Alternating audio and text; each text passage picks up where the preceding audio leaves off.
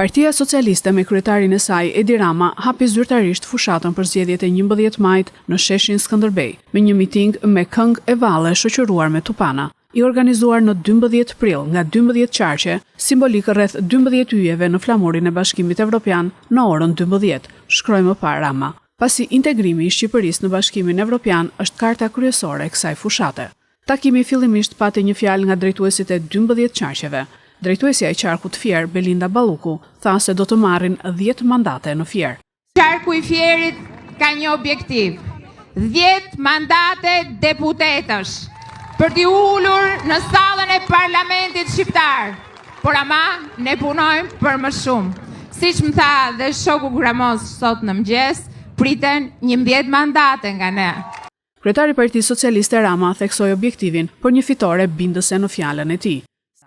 Tamam këtu, tamam tani, mu në një kryqëzim mes një palë zgjedhjesh politike për partinë që do të qeverisë 4 vjet dhe një mundësie historike për Shqipërinë që në vetëm 4 vjet mund të bëhet zonjë antare e familjes së Bashkuar Evropiane.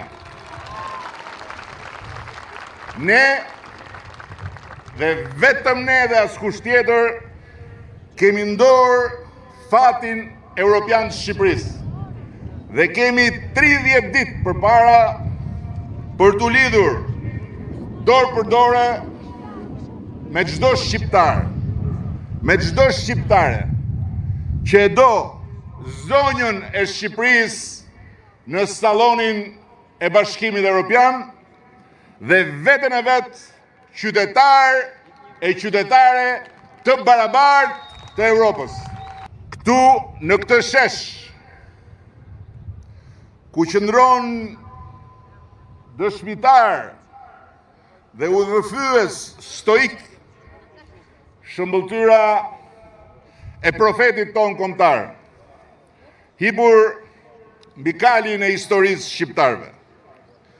Ka thënë dikur një mendimtar evropian, nëse është e vërtet, si që pohon edhe vetë Kurani, se Zoti i ka dhuruar çdo populli një profet në gjuhën e tij, Shqipëria pati te Skënderbeu profetin e pavarësisë saj, heroin që mbolli farën e madhështisë dhe fateve të lume të kombit të tij. Për ne sot këtu, përfaqësuesit dhe përfaqësueset e popullit socialist dhe progresist Shqipërisë, nis e përpjeta e fundit drejt Evropës dhe fundi i historisë son jashtë saj. Përpara nesh është vetëm një datë, 11 maj, e afërt sa 30 mëngjese, dhe pas saj është vetëm një mandat i gjatë sa 4 vjet, për ta fituar bastin historik me Europën për Shqipërinë dhe me Shqipërinë për Europën.